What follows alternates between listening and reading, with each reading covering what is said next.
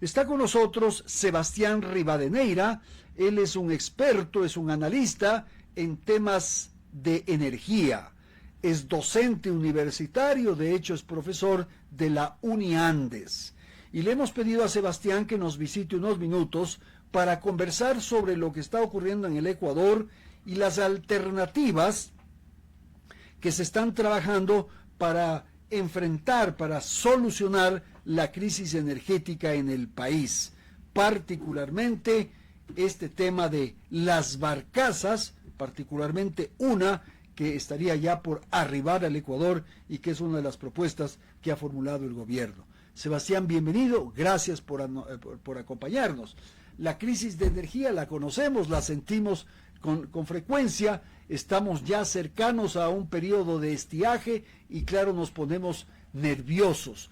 ¿Cuál es la reflexión, el balance que usted hace sobre lo que ocurre con la generación de electricidad en el país? Buenas tardes.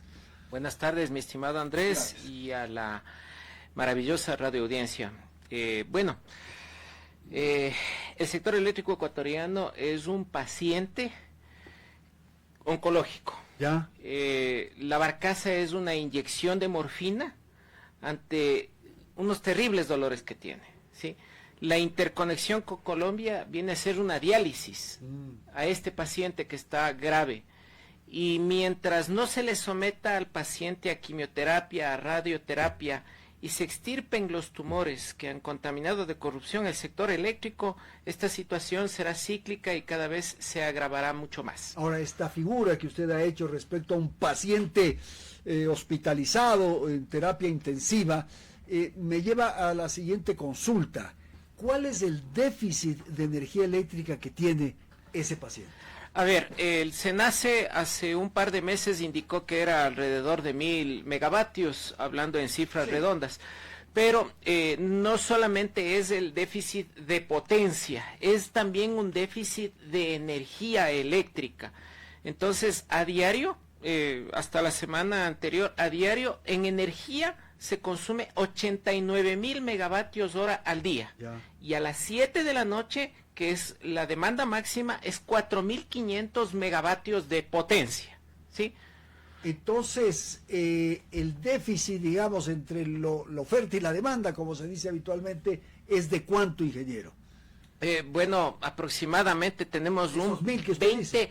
es entre un 20 y un 18% de déficit, sobre todo en las horas pico. Sí, Es en donde se sufre, en donde se depende de Colombia, en donde todo el parque térmico e hidroeléctrico tiene que estar a su máxima capacidad para tratar de satisfacer esta voraz demanda que está creciendo 450 megavatios por año, y se prevé que en el año 2025 ya lleguemos a los 5,000. Es decir, cada año el gobierno que esté de turno debe ejecutar una central de 500 megavatios. Entonces, para analizar esto, por ejemplo, en el gobierno de Lucio Gutiérrez dejó firmando el proyecto Mazar, lo inauguró Correa. Correa ejecutó 1500 megavatios de Coca-Cola Sinclair, que también son insuficientes.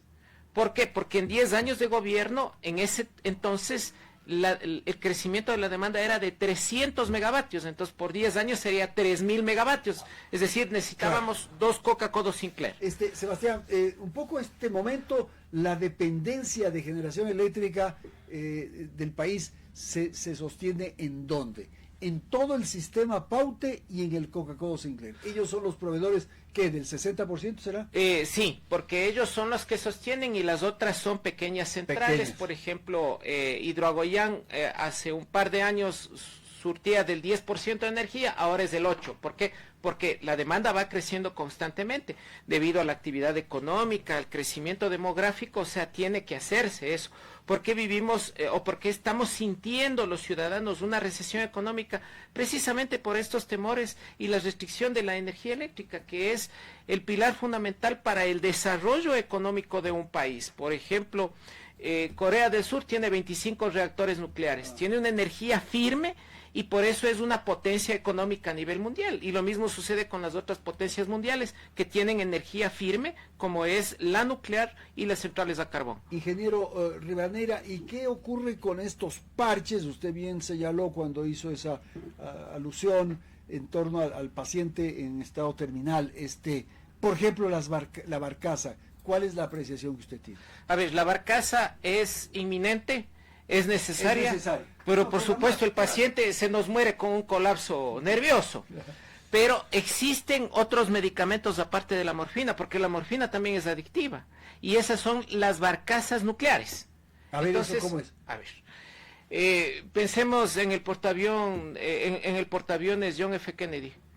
Ellos funcionan con reactores nucleares. Los submarinos funcionan con reactores nucleares. Existen barcazas rusas que tienen reactores nucleares y se trasladan por todos los dos continentes, Europa, Asia, llegan hasta Siberia.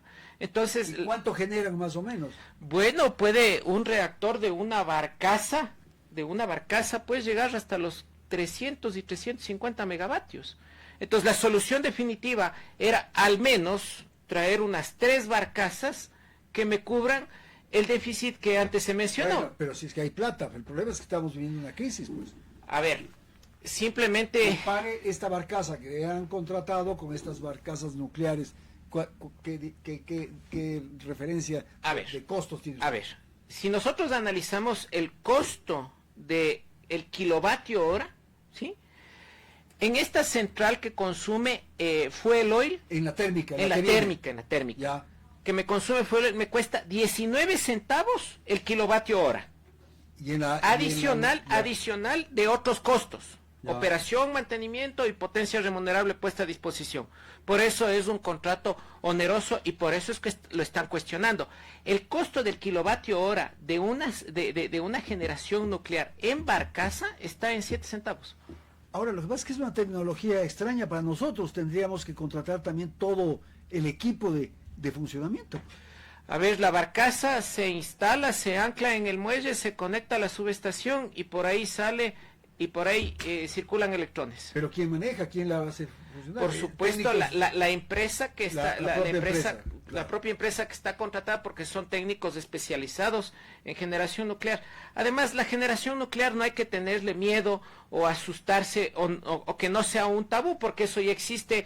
3 reactores en Brasil, 2 reactores en Argentina, tienen tecnología canadiense.